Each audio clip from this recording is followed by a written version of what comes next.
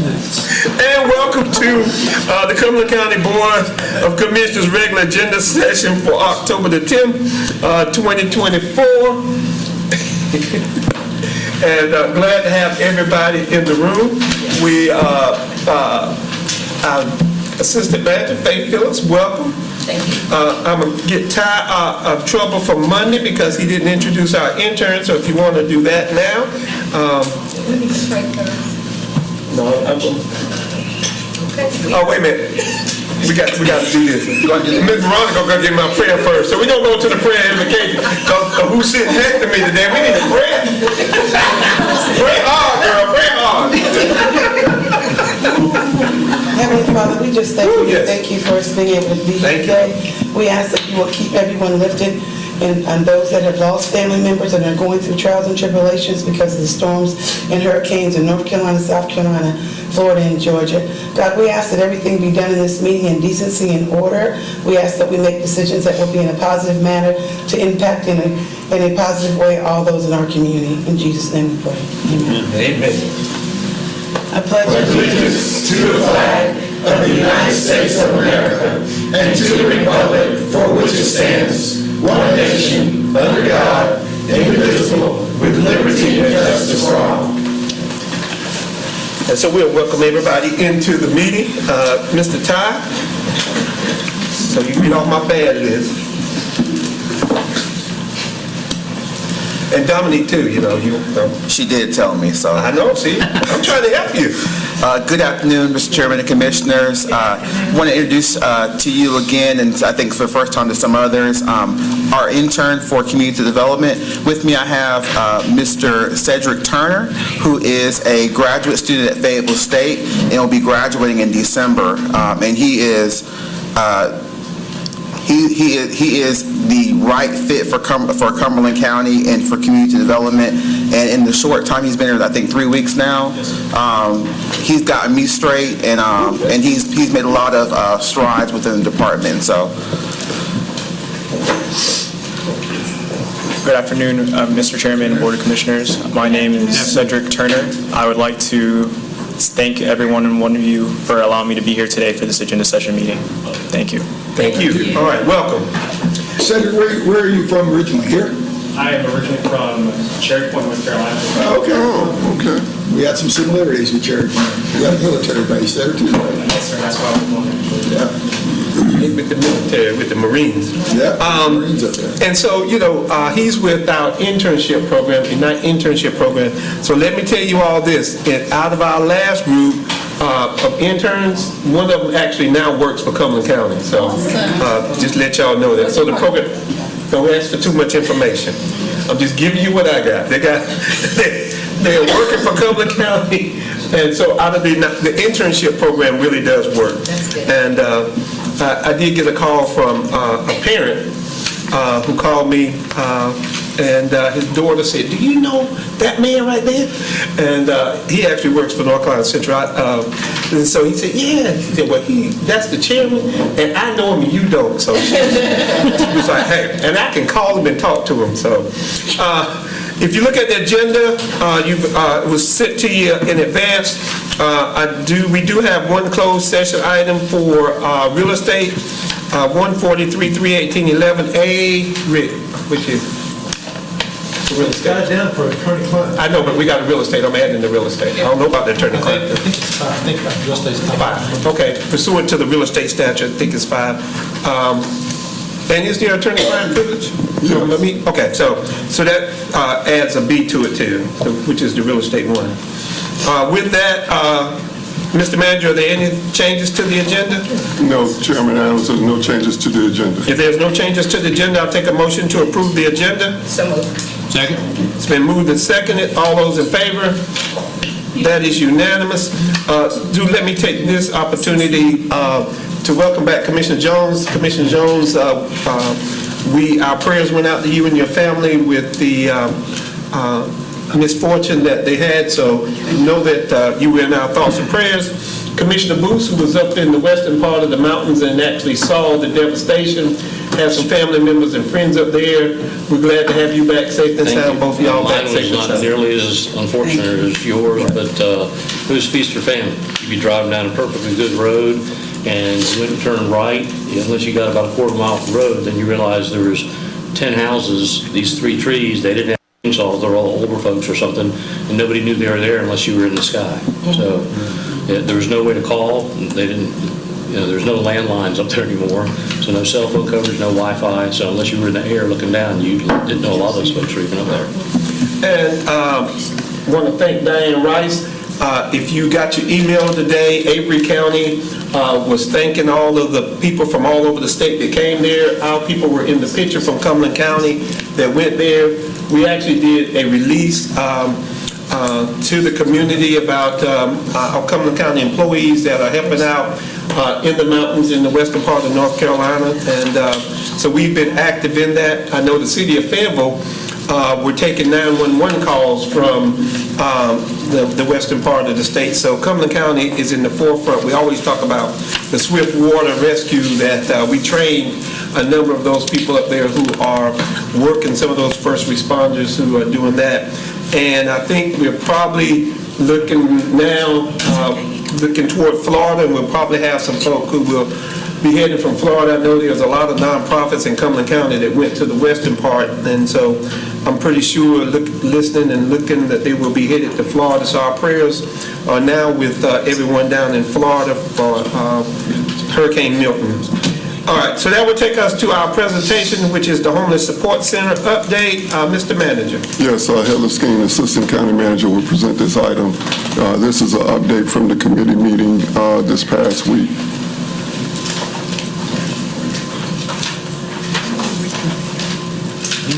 One, two, three.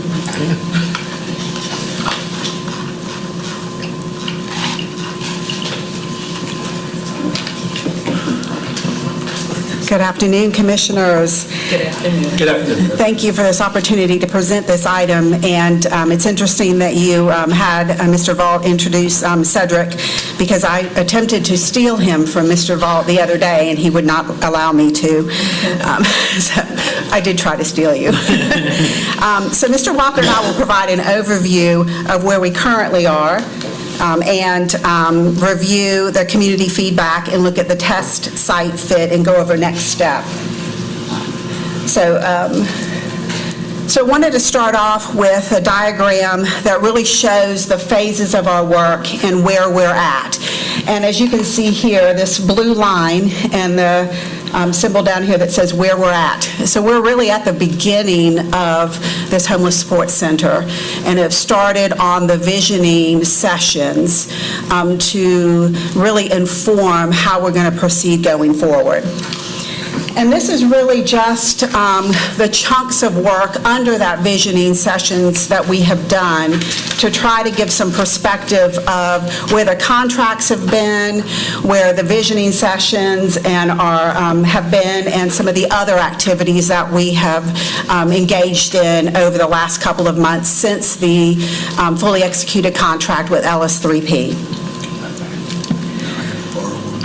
So we set about getting some community feedback and getting some feedback from our Homeless Advisory Committee, which was established by the Vice Chair Stewart. And in that community meeting, we live streamed that meeting, but we also provided some comment cards for individuals in the event that they did not want to speak or felt like they didn't have an opportunity to get everything they wanted to say out. And so this is just an example of some of the comment cards that we received. When we reviewed the comment cards, what we saw was that overwhelmingly all of the cards had very positive responses to either the meeting or the county's efforts to build and provide a homeless support center. So this, again, is just a couple of the comments that we received. So the next two slides really go over the combined feedback that we've received. So this is seems like a complicated slide, but what this really does break down is, so all of the feedback is just listed, the green circles show what was prevalent across all of the feedback we've received, and all of the comments, the cards, the meetings are the things that were really important and showed consistent themes across every meeting. So for everybody who's looking, it's gray out here, so maybe green way up there. But that's the ones you're talking about. It's green on our sheet here, but up there it looks gray. So Right. just in case, I don't know if we're online or not, so everybody would know.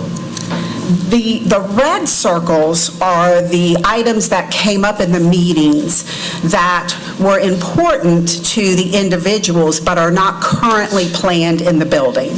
So for example, a gym exercise fitness area came up in the meeting as something that folks would like to see in the center, but we don't currently have it planned in the current building structure. And What do the not circles mean? Where are they in the priority list? those Something are... that's not circled at all. Those are things that have come up and are consistent with some of the items that we had already planned for or had already talked about. So if you were going to prioritize, is it green, red, nothing? Is that what you're saying? No. Okay. What we're saying is that this slide demonstrates, when we get to the square footage, that when we talk about the square footage, that we were in line with what we're hearing from the community. Okay, but that didn't really answer the question. But, so should we be looking at the things that are only circled, not circled, or everything is in play? We have not finalized the actual building yet. This is just community feedback, so all of these things are still in play. What we're saying here is the things in red, we have not currently prioritized in the building. But you had prioritized the things that are not circled. Correct. Some of those things are definitely in the building, or we've looked at being in the building. And you have prioritized the green circle. So Homey is not, Okay, but So- I'm just asking. Right. It's not going anywhere else. I'm just trying to figure out where. so when we look at the list, so like welcoming, homey, safe, not fearful, accessible, some of those things are not, they're not tangible, but we know that they're important. But homey came up in every single meeting that we were in. Welcoming didn't necessarily come up in every single meeting that we were in. Okay. Commissioner Stewart. When we talked about what is it that we want to see, all of these things came up, but if it's in green, it was overwhelmingly came up with everybody was saying this is what we want to see. If it came in red, we hadn't considered it, it wasn't a part of the conversation, but somebody brought it up. So this is an all-inclusive list of everything that came out of the meetings, but if something was overwhelming as far as response, then they circled it in green. Okay. Well, I guess my thing would be, this is just what they were saying, but the ones that in green weren't in what you all had. These were extras on top of that. Is that, I think that's what Mr. Keefe is trying to get to. Either do that screen or the next screen, whichever the screen was. So for instance, outdoor amenities, we had already addressed that in the design phase, but it came up consistently in every meeting. Commissioner Booth. Okay, I'm colorblind, so the circles don't mean anything to me by being colorblind. So were locker spaces equal to, less than a priority or a conversation piece as a mental health provider? Right there. So on this slide, what is Services. circled in red is gym, exercise, fitness, locker spaces, and mental health. And what that means is, in the current square footage building that we were looking at, there are not separate spaces for those things to occur, meaning that we don't have a designated mental health space, but we have shared space that a mental health provider could use, but we don't have a room specifically for a mental health provider to be used only for a mental health provider. What we do for a barber shop. We do not for a barber shop. Okay, well, that was on the last, it was right above it. There you go, right above locker space, 2 up, not circle. We do not have a space for a barber shop. Well, that's the thing, is what's different between circled and then not circled? So the two things I've just asked you about, neither have any provisions for it, but one's circled and one's not. Let me do this, let me go back to where you said, because you said what wasn't circled was already in the room, and that we had already put in the building. I think that's why he said if it's not circled, it was already in the room. It's kind of that was one of the comments, so that's not really where we are. Let's start back over. So, explain to us what this community engagement So feedback. the community engagement feedback list is all the things that we received across all of the meetings. Right, okay. What we did was go through and say, of all the list, the things circled in green came across every single meeting. Okay, so in all the Consistent meetings, in themes. all the different meetings you had, that's what came across. In every single meeting. Okay. The items in red, we have no designated space for at all. But it came across in every meeting, or came It across did in not come meeting? across in every meeting. They came up, but we had not considered them in previous meetings when we were talking about square footage at all. So, Even almost like a chapel, place of worship, a library, a place for pets. okay, so go a kennel. back. So I think what Commissioner Booth is saying is, if that's the thing, why is barbershop not circled? Because you wouldn't have had that in the building, right? I think that's what he's saying. If the red is And the things that... that's all black circles. We can't know because they Okay, sorry. So I think what he's saying is, if you're telling us that the red is not in there, then if barbershop's not in there, it should be in red. But it's not. Right, and we can circle it in red. This was not necessarily a list of everything that will be in the building or not in the building. This is an example Okay, of just example.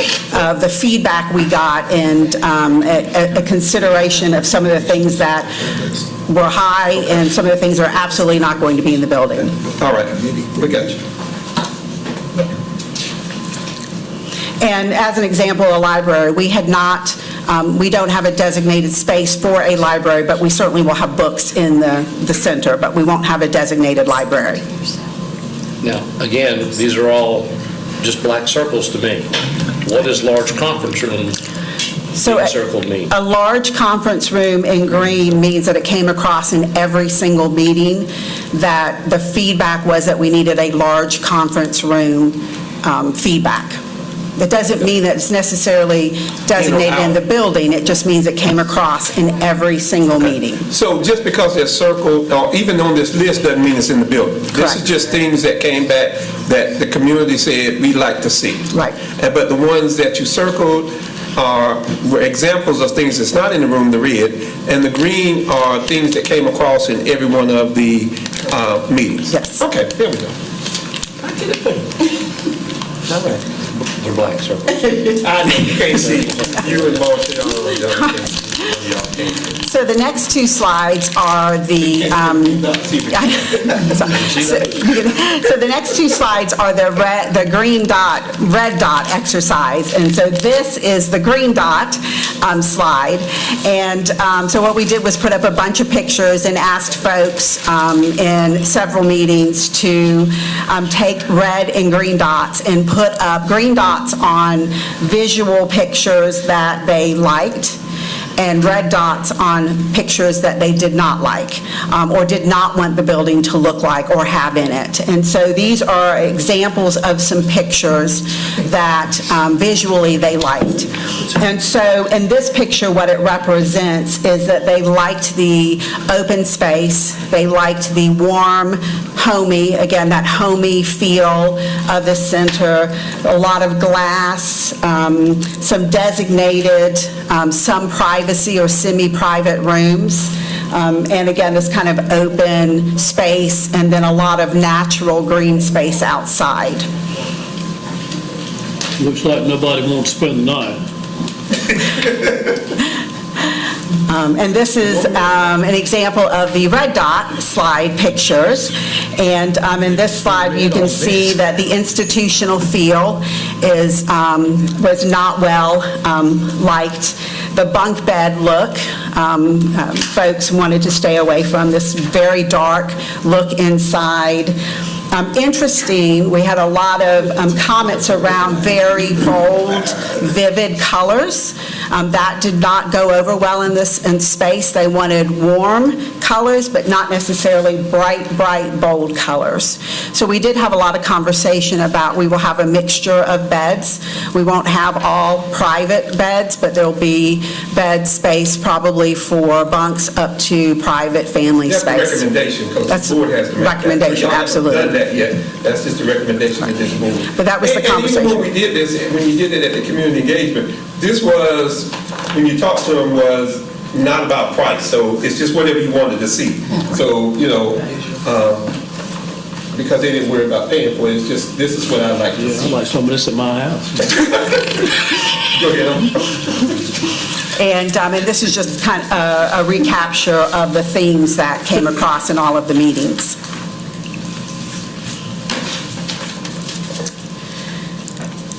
Wanted to bring this back to the Committee to Address Homelessness have seen the square footage. This is approximately square footage based on all the feedback we've received of 45,000 square foot. This is in your slide deck of about 157 beds. Again, this is the recommendation based off of all of the information we've received.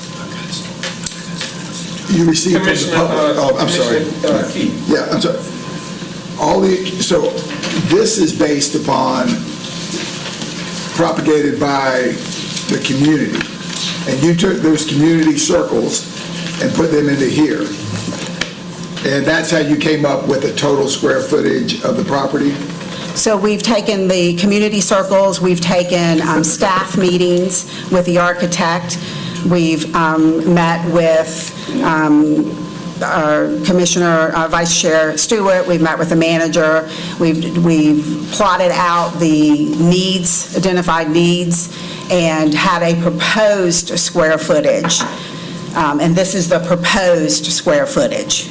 So this is. And how much is that? Well, Oh, I see it, I see it. And I know y'all didn't have a quorum because one of you commissioners was in the mountains, the other one had some family issues. So y'all are going to take this to the committee before you bring it back to the board? Correct. Because it hadn't gone to the committee. Who's on the committee? Commissioner Booth, Commissioner Jones, and Commissioner Stewart. We didn't do, this didn't come from I know, but last week's. No, I understand. This came from when we did it. This didn't come from last week's. So y'all seen this? I don't know if they've seen, did you see this? The square footage? No, I can't read it now. Yeah, it's so small I can't tell you. This was presented at the last Committee to Address Homelessness. This was, but we heard this other information we got before. Right. This chart was presented.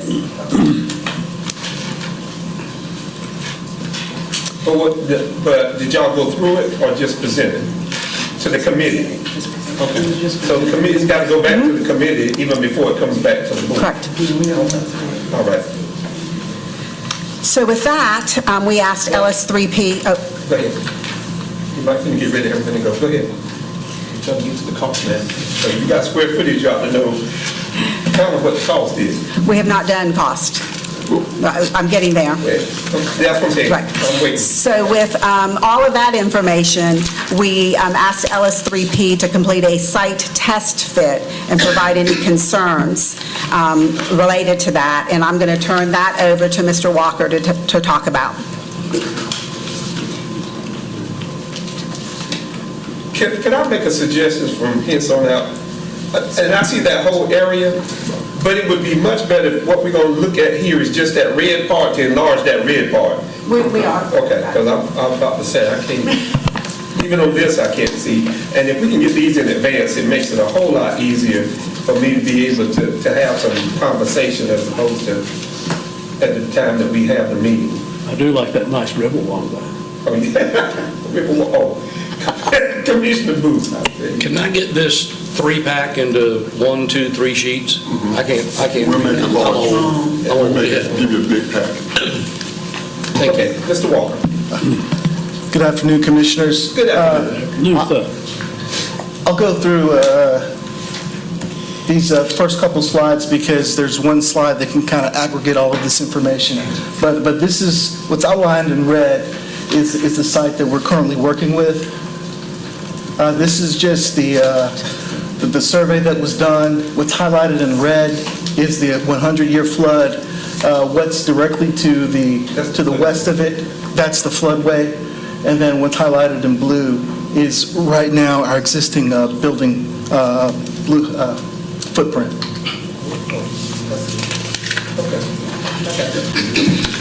And so here... You have to explain it to our commissioner who can't tell the color, so go ahead. Yeah. Sometimes you got to have a pointer. We're going to start having a pointer for... I have a point, but it doesn't show up on this this particular string. So right here is the 100-year flood. Here to the west, this is oriented north, is the floodway. This isn't necessarily the final building footprint, but currently with the amount of real estate that we're working with, it's highlighted in this box. This is how we think we can best fit the building. Considering that we can build in the 100-year flood, but taking into account all the things that we've seen lately with storms, and just taking into account also the 20-foot standoff from the thoroughfare, we believe that we can successfully shift this to the east and get directly out of the 100-year flood. Here we have a community green space, shared green space, and then staff parking, and then shared parking with FTCC and the students at the former Pauline Jones School. Directly oriented to the south is our current location for what we propose for stormwater retention. But that's not on the part, excuse me, Mr. Chair. The stormwater is not on the parcel though, is it? It's not. Okay. And so that takes us to, we're currently exploring stormwater retention options, and then we've had conversations with the school board for agreements or options for us to be able to create this stormwater retention feature. Commissioner, Mr. Manager. Yeah, thank you, Chairman Adams. One of the things we're concerned about is with the creek being right there, the need for actually needing a retention pond, because any runoff could go right into the creek. We would just have to mitigate the flow from the building into the creek. So, and then also additionally, our original request included this land. So I don't know, when we originally requested the school, the land and everything, this was already part of it. So we got to go back to the school system and talk with them about that. But I don't understand why we just can't kind of flip the building. Instead of getting the L next to where the water line is kind of move the green space over there, move this a little. You got a green space, you got some flowers right there, right next to that parking lot. So why would you flip the L a little bit or turn the L so you don't have as much on that line? Well, we're still creating I'm just... that same amount of impervious surface, sir, and then we're also just taking a look at the contour, excuse I me. understand, but I'm just saying the green space, if you put the green space on the other side, you can do green space in wetlands, and it doesn't really, you don't have to worry about moving the building if you just flip it. Right, yes, we can do the green space in the 100-year flood. You're right. Mm-hmm. Yes. Makes sense to me. Commissioner Booth. Now, you're talking where like you said, it's an L-shaped down. capital L now. You talking about putting the corner where the L is up in the right-hand corner, or just taking it down this way one or up that way? Either way you do it, just put the green space on the other side, and you can put parking lots and you can put green space in wetlands. So why would you not take the parking lot and the green space that you're using that's not in the wetlands and put that over on the wetland side, and then put your building over? So that just, where the parking lot is where the L can come down. Just flip the L to the parking lot over there, put your green space and your parking lot in the wetlands, because you can do that in the wetlands, as more so than your building. So Do we already own this and we're asking for more?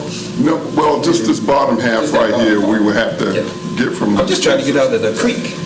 Right, so this is where we turn our current property line to. Yeah. You see what I'm saying? Why aren't we asking for the entire property? Oh. Thank you. Okay. That's right. That's All right, next.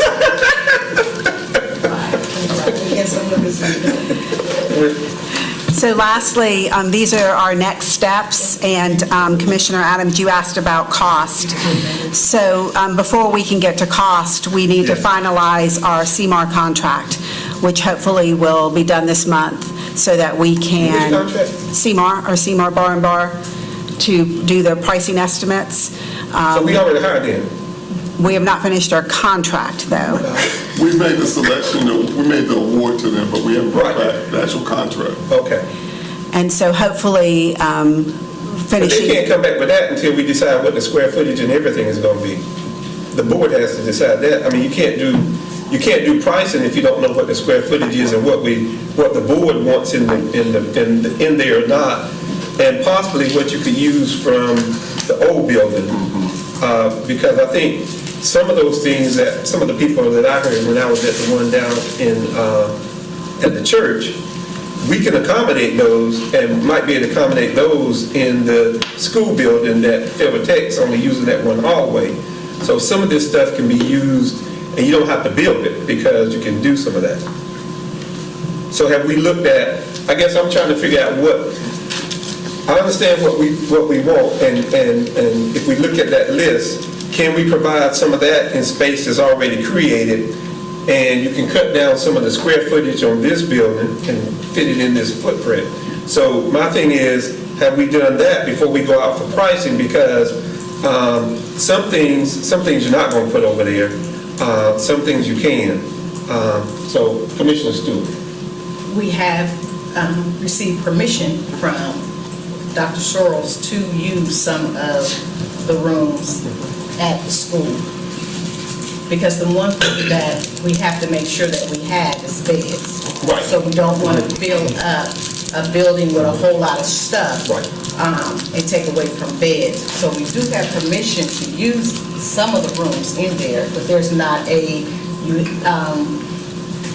rooms or 12 rooms. We weren't given that, but they are willing to share some space with us. So I guess my thing would be, is on the square footage that you're talking about in the presentation you showed us, is to be talking with Fairwood Tech, and Dr. Sorrells knows, to say, this is what we would like to put over here. Can you accommodate that before we go out for pricing on the building? Does that make sense?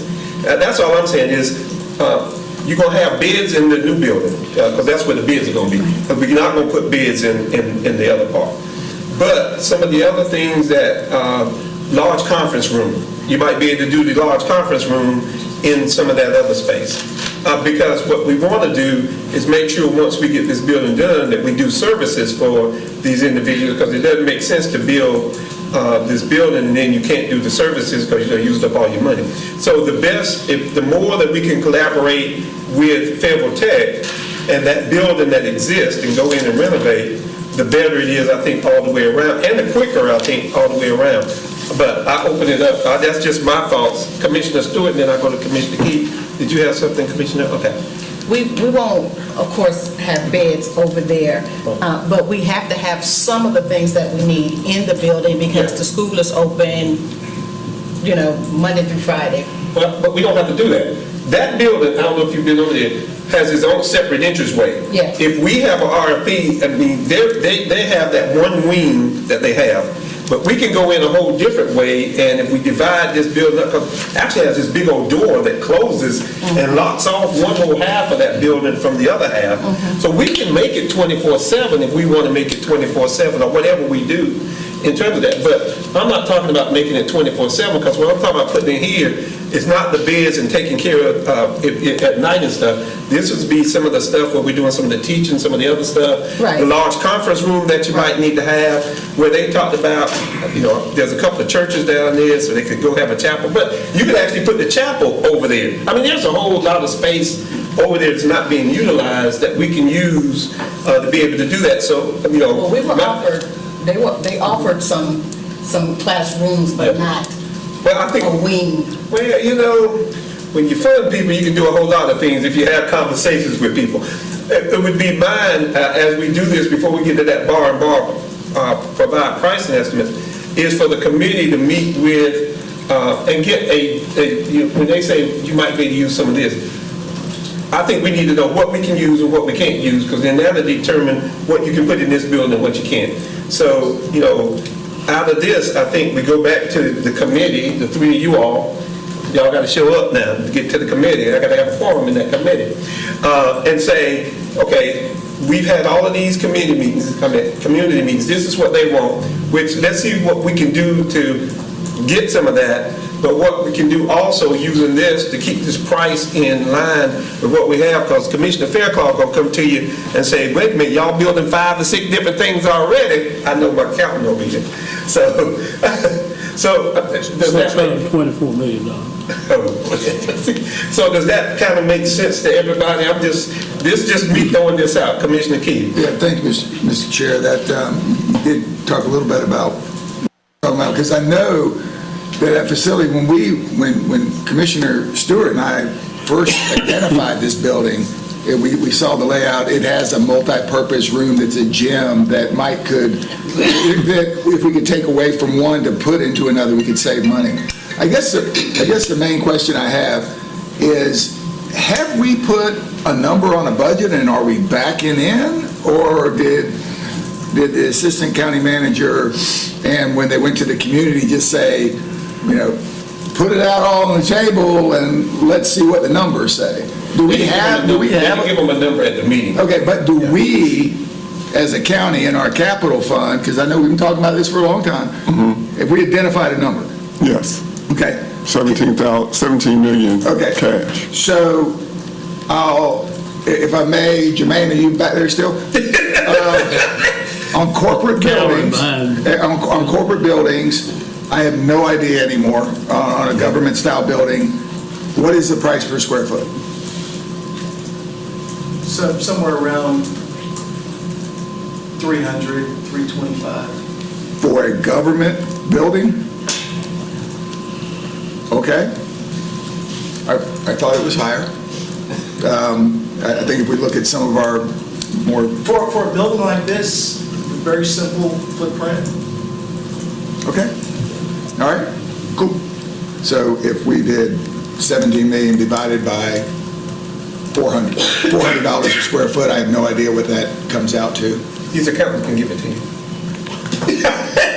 Or those with the computers, with the young folk in the room. There he is over there. Say it again. 45,000 square feet is Oh, what? we have it because it's 16,000. 16 million with 16 million for $400, $300, $400 per square foot. That's what you said. Yeah, 16 million. So we have $1 million cash. So you in there. Yeah, 45. 45. It'll be 16,500, 16,750. Okay, does that include FFE? The number's going up, folks. I'm sorry, go ahead. So, I thought it was commissioners? 6. Okay. Are you finished? Yeah, Oh, I was finished. These Okay. are our next steps. all right. So I guess before we get to 3 is to send it back to the committee for you all to have that conversation with Federal Tech, to be able to do that and then bring it back to see what. The answer is 15,000. No, you really are 15,000, maybe 15 million. You didn't put no. He didn't understand me either. Is that consensus? For what? For the committee to look to see, because even with that, we're in whatever that square footage is, if you believe the numbers in terms of the square footage, we're within that. But if we can make it even better because we can use some of this other space, that frees up some money to be able to do some of those amenities or whatever we got. If you would allow me, because I realize the timing, but this is something that we've worked on for a long time. And I'm curious, Heather, originally the idea behind the FTCC partnership and the partnership with the hospital system was collectively to educate many of these formerly incarcerated, homeless, unskilled, low-skilled workers into a program that takes away all the obstacles that people who are unhoused typically have, transportation and, ability to get a job and training and all that. So it took away all of those obstacles by putting it all in the same and this was always talked about at the beginning as simply a transitional shelter for general population, but more of an educational center for others. With all the amenities that we're putting in here, it seems like it's more than the plan is for more than a transitional shelter. I think this will be very, very nice, and I think people will like it, and I think they'll probably tell their friends how nice it is, and they'll like it. And so my questions come, this looks a lot different than the original concept of a transitional or a short-term shelter with an educational component, and then in partnership with the education center. So did the guidance change, or do you still plan on this being a short-term shelter or more long-term area? Because it's as Commissioner Fairclough said, it's going to be nice. I mean, we have a hard time many times getting homeless folks out of the emergency shelters on a hurricane. I don't know what it'll take for them to leave here. If it's short term, but if it's made to be long term and it's trying to do something different, then it's just not what I knew I thought it was going to be. Well, Commissioner Keefe, I think, and I'm not going to speak for her, but so she don't put you on the spot. Part of how long you stay on that side is the program that we institute. Whatever that program is, you got the shelter part, that's day to day. Right. The other part, which is that living part, is you've got to be in the program, you've got to sign on to the program, you know how long that program is to be able to get out. The FTCC. So, right, that whole part, that whole educational part. So okay. that's program, and I think that's, when I was down, when we were at the church, I think that's where some of the community got derailed a little bit, because they were asking about what's going in the building, what's the program. I think that's the next step. Once you design what it is, the program is, you're in this program, this is what the program sets, this is the time limitation, you've got to sign on to be able to do this. And then once you complete the program, if you remember, we talked about, even on this footprint, of having some more transitional housing. You finish out that program, you come to, because then you got to get a job. Growth. So then you move over into this transitional housing model, and then from there, because you now have a job, hopefully we get you back into being a landlord. So I think that part of that, if I'm not mistaken, that's kind of the way that the commissioners that we talked about doing it, and I think they're still on that same plan to be able to do that. So that goes with the whole program, goes with what Federal Tech has to offer. Okay. But that's the programming part side of it, to be able to do that. So yeah, I just didn't want to lose sight of the program, because that's a true way to mitigate homelessness. well, we know for a fact there's some folk who just gonna want to come for the night. Oh, yeah.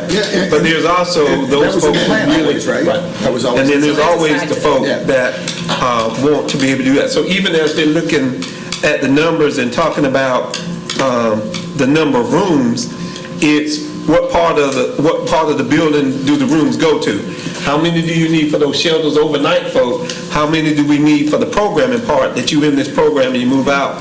We do know on that programming side, where we're talking about that, we're talking about single people, single men, single women, but families also, and all of that. So the programming part decide, and so when the committee looks at it on that square footage, you got to figure out somewhat of what that, I think Commissioner Keefe, what that main function that we want to do, which I think is, one, to have the housing for those who, and when the weather's bad, they want to come in, because right now, shelter space is just, and we're going into December, so at some point we need to talk about sheltering, and so hopefully the staff is going to bring us something at one of these next meetings or something on that, because y'all know we got the letter from Yeah, I'm way ahead of y'all, huh? Y'all ahead of me, but anyway, that's a separate issue, but we've got to move on this, so if, I think the consensus is go back to that committee, y'all do that, please bring it back quickly, because, again, as we talked about the other day, all that happens is prices keep rising. Prices keep rising. Prices keep rising. So, as opposed to the committee meeting to see what Federal Tech, We quit that, in the essence of time, can we just have Assistant County Manager Schemes meet with them to see how much we can get, how much space they're gonna give us a wing, as opposed to a whole committee, in the essence, because of the essence of time. Well, I guess staff should be talking to them anyway, but part of it is, though, you got to know what you want to put over there. How much do you need? Well, and I guess it's a catch-22, but... We'll find something to put in if it's bad.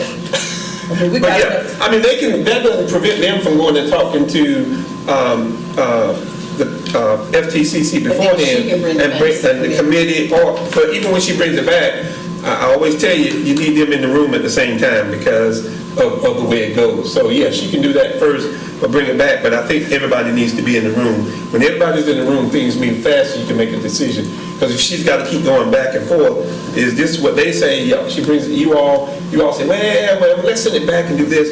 If we're all in the room after that first meeting, I think you can make some decisions and bring it back to the board. So they've got their marching orders, the committee's got their marching orders, and we're good.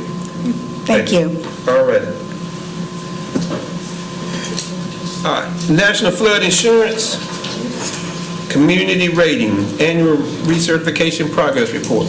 That just means everything's flooding, huh? We need some more stormwater? Some more stormwater features, sir? Go ahead. So as a part of the county's participation in the National Flood Insurance Program, we're required to recertify annually, and a part of the annual requirement is to present this report to our governing board. And by participating in this program, the county receives a discount on their flood insurance premiums, and currently the county holds a rating of 8. Is that the county or citizens? Well, the citizens... Because of the rating that the county has. Because of the rating that the citizens county get has, yes, sir. And the jurisdictions that we're looking at, Eastover, Godwin, Falcon, Wade, Linden, and Stedman right now. And this recertification process, as I said... Give me those again. Eastover, Godwin, Falcon, Wade, Linden, and Stedman.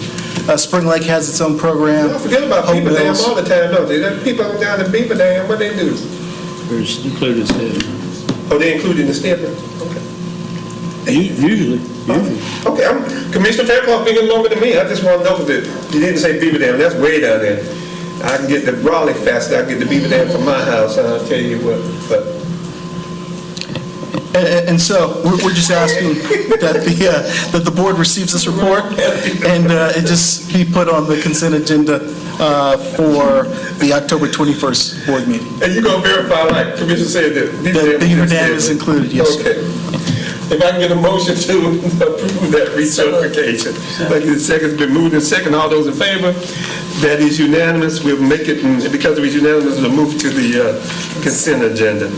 All right, that's consideration of agenda items. The one-time stipend that we talked about back in July, I think, or something, whenever. Yeah, I'll start here.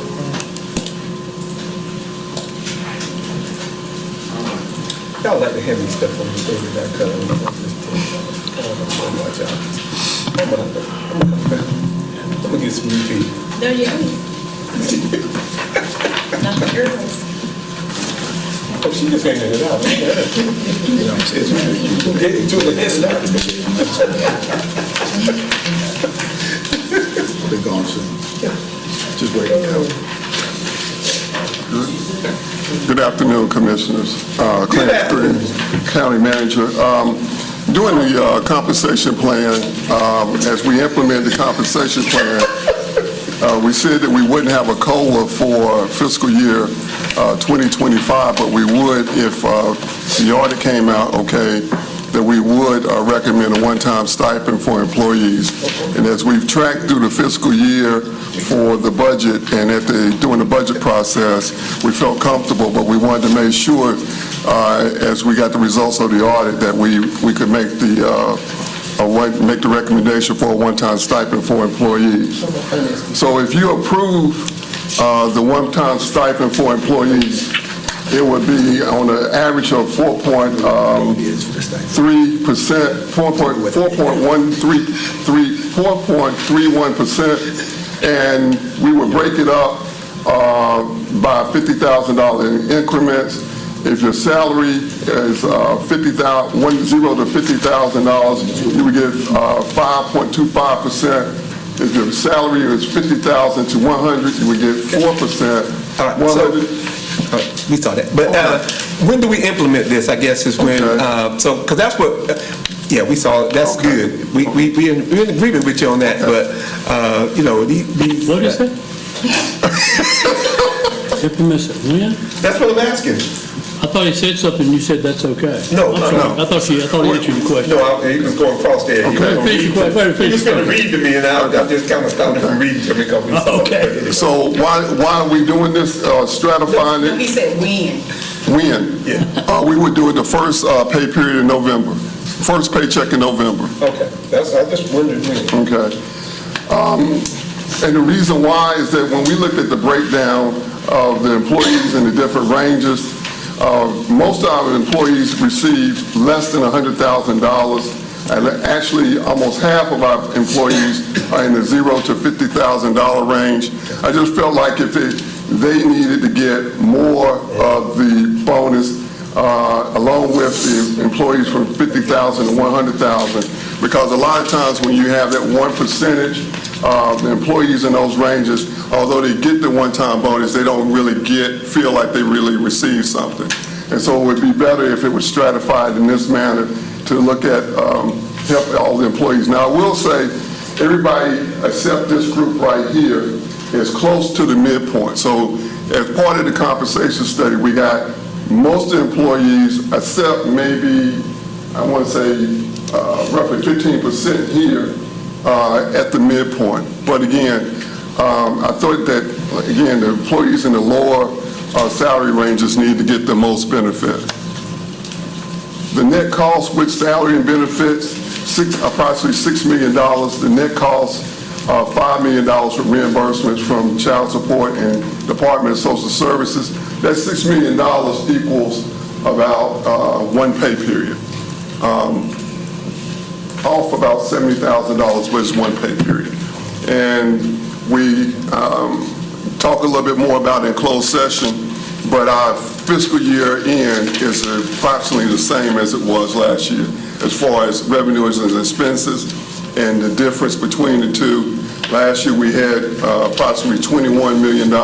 This year we have approximately a little over $20 million excess. This year we have almost $20 million in excess. So really no change. The fund balance should go up approximately the same amount, and and it's affordable. Like I said, there's only one pay period. And I'll take any questions that you may have. So, anybody got any questions?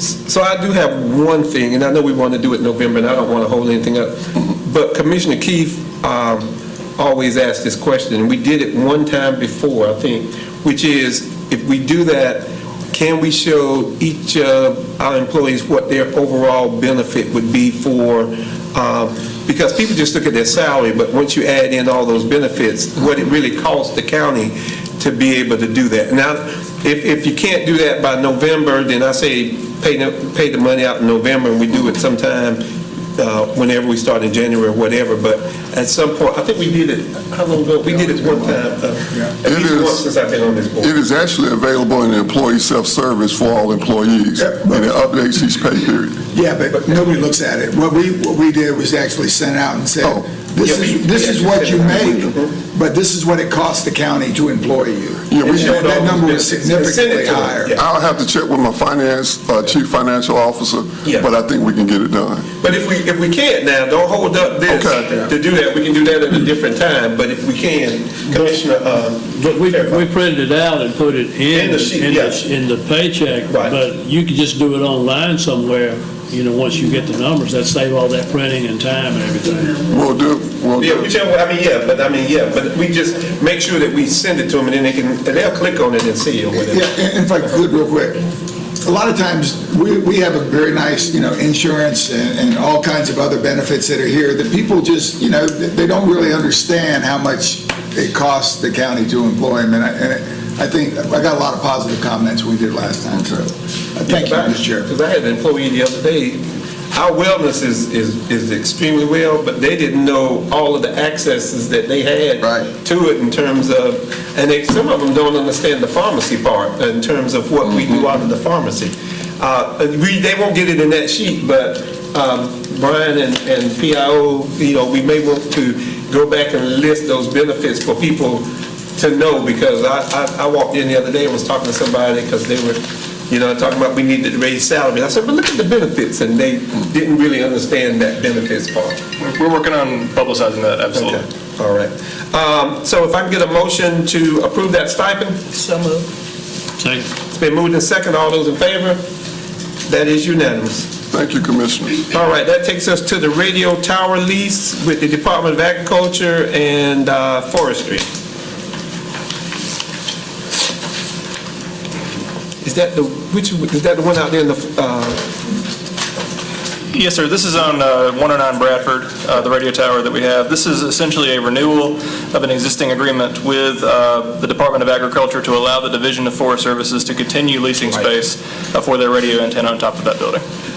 didn't we just, how long is this contract? I mean, because it's like we just did this renewal, or did we do another one on another tower? We did, the Witchweed contract lease was renewed. This one has not been. This is a 3-year lease. Previously, there's another lease agreement with Cape Fear Amateur Radio Society on the same building. Well, no, I think there was another lease that we did with the forest people not long ago. The Witchweed program?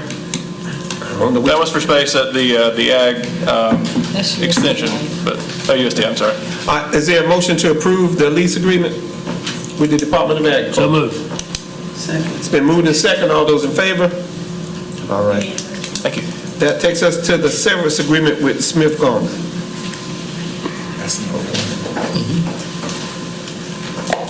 And you've seen that service agreement. Does anybody have any questions or comments? Because it was sent to you. If not, I'll take a motion to approve the service agreement with Smith Garner. So moved. It's been moved and second. All those in favor? All right, that's unanimous. Thank you. Thank you. That would take us for a request for qualifications for the asset management and financial plan for Norcross. And y'all got that too? Are there any questions of her? Anything changed since you sent that? Yay or nay? No. Okay, so you've had that in your packet. Does anybody have any questions or comments to her based upon that, what was sent to you? If not, I'll take a motion to, for the asset management and financial plan for Norcross. So moved. Second. It's been moved and second. All those in favor? Now, I do have one question. Yes, sir. Does Norcross have to approve that? Yes. So do we now need to go, at some point, when we go to our agenda setting, this would be an item of business and not on consent because we have to open and close Norcross? Right. Okay, just wanted to make sure. All right. Oh, Lord have mercy. We're going to have to do something with these container sites. I've been getting all kind of emails on container sites, I tell you. Intent to lease property, woo, it's good, at 1066 Wade Stedman Road for a solid waste containment site. Thank you, thank you, thank you. So, Anything any different from, well, no, I'm going to let you talk about this one because they might be watching on TV because they've been calling us and we've been getting emails. A 72-year-old gentleman sent me an email. I sent that one to the manager. He said he Yes, couldn't- I'm he said he looking couldn't be into that. getting down, way down to that container site, I'll tell you what. So That was, his complaint was about the Macaulay site. Yeah, I have- all of them, yeah, we I've get them from all of communicated. There has been a lot of discussion, this is, I just want to talk about the container sites in general. The hot point, the hot button is the issue of whether or not we accept trailers That's at the right, container that's it. sites. Our policy for the container sites has always been based on the size of the load. We accept a 4 cubic yard load, and we said 4 cubic yard load, 4 cubic, yeah, is the size of a bed of a pickup. Right, okay. The problem with the bed of a pickup is, now we have long beds, we have short beds. So we're standardizing this visual picture to the size of 4 washing machines, the standard size washing machine. So that gives you a picture of the load. Now, we have had a no trailer policy in effect. We had leniency on that policy as long as the load did not exceed that maximum amount. But that created some confusion on what size trailers, what size loads. I'm not putting trash in my car. I have a small trailer. Why can't I use my small trailer? So we were going to look at limitations on trailers at the container site. We heard the public outcry about limitations on trailers. I've instructed staff to look at the size of loads instead of the size of the trailers. Well, and I guess my question would be, all of the container sites are not the same size. Correct, they're not all the So even if same. you talk about the loading, because what, the worst thing is not to be consistent from container site to container site, because people go from one place to the other. So I don't know if load does it, if you're talking about, so I got a wide bid, you got a short bid, so maybe we need to look at a policy per, even if we look at it per container site, is how big that site is, as to what you can bring to that site, whether it's a big truck, little truck. As long as people know where they can go, I think it takes down some of the confusion, because what happens is this, on this social media and all of this, whenever they say, I took mine to this container site and I was able to use my trailer because of the load. And then over here, oh, well, I can't do mine. I'm paying my taxes. I don't understand why you can do that and I can't do that. If we base it on the size of the site as to what the site can hold, and still do your whatever your load is, but have one for the size of the vehicle that comes through, and then whatever you do on the load, and that's consistent across and is posted, I think that makes it a whole lot easier on everybody, for you and everybody else, because then everybody knows the rules. So they can't say, my container site takes that. It doesn't. Here's your rule as to what goes into that container site, because some of them are bigger than other sites. And one of the biggest obstacles is we still have some elevated sites. Right. With ramps that can create challenges with Right. traffic queuing and safety. The first site that we are renovating now is Jernigan. Right. It is closed right now, the site in Linden, because we have leveled the site and we're in the process of pouring new pads for the compactors so that we can better accommodate trailers.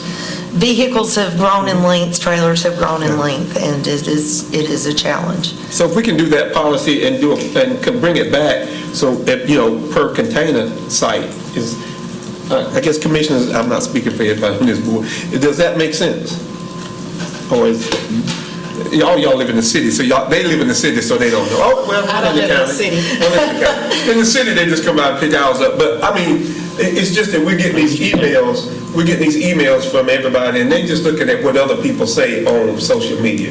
Is I can do mine, you can't do yours, What I said before is people, that the workers there have to be consistent with That who too. can do it and who can't do it. That too. So if we have sites where that take trailers and some that don't, just making that clear as opposed to, well, you can because this and you can because that, I think it just needs to stop altogether with who takes them in, that part. You have to be consistent, because that's where the confusion comes in at. Commissioner Booth. I agree with her. I must be getting the same calls or emails that she is. But the ones I'm getting are, the truck in front of me pulled up with a flat trailer, a little 5x8 that I got at Lowe's also. I've seen them out here before, it hasn't been a problem. Well, they obviously knew each other because they said, hey, Ted, hey, Fred, and they were all set. I came up there, and usually my husband takes it, but I took it up there, and they went, I believe you got a little bit overloaded. They went, well, that one's the same size. He goes, not in my eyes. And then suddenly now it was, well, in my eyes it was. Well, I already know what those people did is they ended up dumping it right outside the road. They waited till later on that night and came up near the gate of the site and gave it to y'all anyway. So that's what I'm saying. Consistency is going to be the issue here. I think everybody's okay where you draw the line in the sand. It just can't be titled. It has to be objective and not subjective. And so that's why I was looking at the load size to be the determining factor for washing machines. The concern is when you get into trailer sizes, you have to get out a yardstick, traffic's already backed up. So the outrage seemed to be when we were trying to enforce our no trailer policy, which was in place, which was not regularly enforced, and now we're just basing it on 4. But not to cut you off, but because that's not what's on the. That's not what's on the agenda. So if y'all can bring back a policy, if you just bring back a policy, and we can have something that's coherent, because today is just the lease on the property. Yeah, today's the lease on the Hubbard site. We're looking at renewing the lease on the Hubbard site. You've got that. Is there a motion to approve the intent to lease the property at 1066 West Stepping Road for a solid waste container site? Second. Is there a second? All those in favor?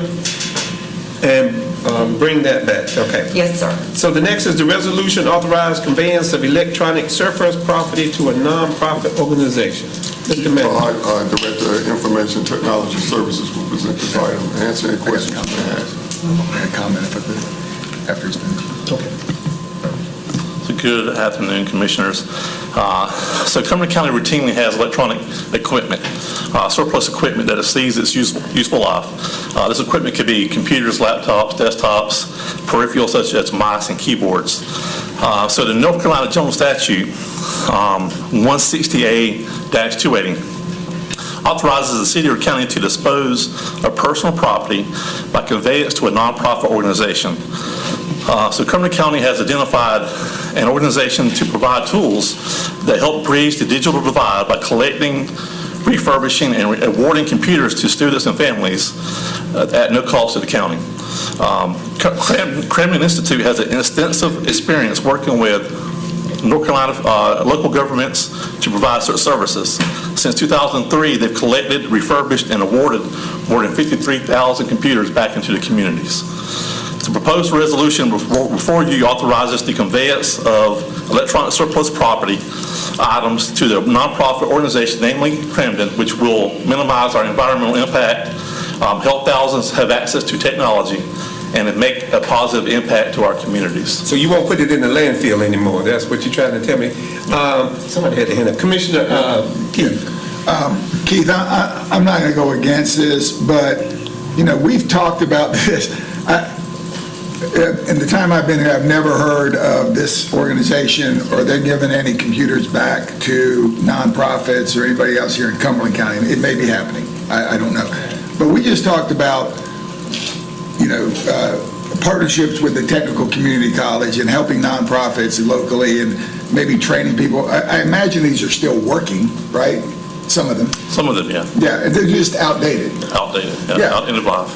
How often, do you have a schedule that you're We do. And typically it's a 4 to 5 year refresh cycle. Depends on use and also depends on funds. Yeah. They're zeroed out, $0 before they're disposed of. But the only question I had is, and again, I'm not going to step in the way of this anyway, but aren't there local assets, even the library or someone somewhere else that could, my computer I use at work is more than 4 or 5 years old, and it works great. Because you're cheap. Right. Yeah, I am, but we're in the human services business. We're in the education business. We're in so many different businesses. Is there Is there anybody locally that wants these, takes them? We're not aware of any kind of company or organization that provides this level of service where they come in and collect, they take that full body and they repurpose those, and what can't be used, they do take to the R2 recycle downstream. They do have current partnerships with the Fayetteville Metropolitan Housing Authority. In that time, in the past several years, there's been a few thousand computers distributed through that process. So our goal was to kind of reach out to Cumberland, also to strengthen that relationship with them, with their partners, and see if we can't increase those number of computers that are going to our communities. And Today, we've not last question I to that at all. is, they don't sell these back, they give them back. These are provided to them, yes. They're at no cost. At no cost. Okay. They're a nonprofit at all. Okay. I got Commissioner Stewart, and then I'll come to Commissioner Keith. I have the same concern as Commissioner Keith, and I won't go against it either, but my question is, how did you choose them? Was there something put out so that other people can apply to get them? How did you choose them? Yeah, so we didn't put anything out per se. We've done a lot of research trying to figure out what's available to us. We also went through the digital grants, Champions Grant, looking at all those information of companies that may have applied. But nothing that we could find in any of that was had any kind of opportunity back to our community.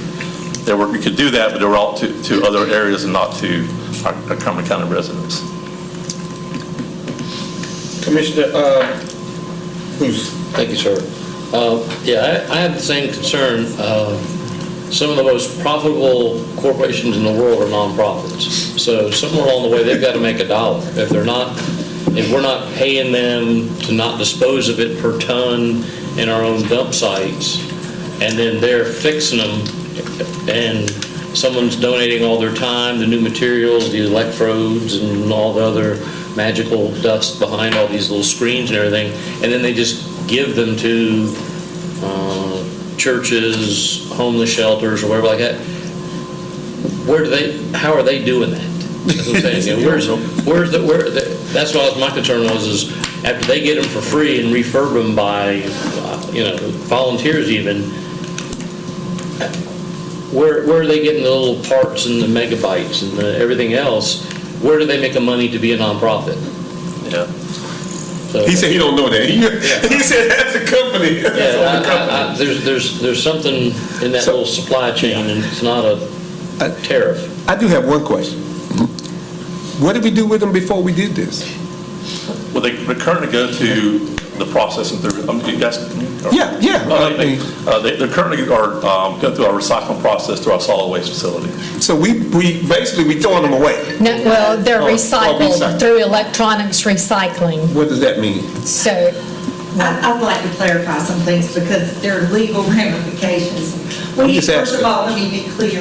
We do not throw electronics into the landfill. Okay. There's a landfill ban. Okay, we got that. So what happens when we take them out there? Oh, wait a minute. Let me go to the manager first, and then because he did have his hand up. Stand right there. Cumberland has a contract with our landfill and other landfills where they provide the recycling services, and that's how they get the funding for the nonprofit, and that's how they make their money. Okay, see, that clears up everything. Thank you. Our contract is with Synergy. We cannot throw computer equipment in the landfill. She said, don't get her in trouble. We have an electronics management fund where money is administered to us through the state of North Carolina to administer our electronics recycling program. We pay to recycle electronics. We get credit for those electronics that still have useful life. So if they don't go there, that cuts my costs down. So if I can get a motion to authorize conveyance of those electronic surplus. Motion to approve. Is there a second? Second. Been moved and second. All those in favor? That is unanimous. All right. Our ordinance regulating vaping, we talked about this many times before. You have the ordinance in front of you. We did one on smoke. I think we've already talked to the health department, Dr. Green and those. I talked to the civic, I have, yeah, I'll go with this, but the Civic Center Commission had voted to also adopt this once they have the authority to do so. Once we do, yeah, because they can't do it. But we've already talked to the health department, Dr. Yes, Green, sir. because we have a smoking policy. We didn't do the vaping. Anybody have any questions based upon that resolution? So if we can do the ordinance, I'll take a motion to ordinance regulating vaping on county property. Second. It's been moved and second. All those in favor? All right, that's unanimous. Are there any other items? Don't see any. You've got your monthly report. I'll take a motion to go into closed session pursuant to 143, 318, 11A3 and A5. So moved. It's been moved and second. All those in favor? That is unanimous. I'll give you 5 minutes. It's 2:15.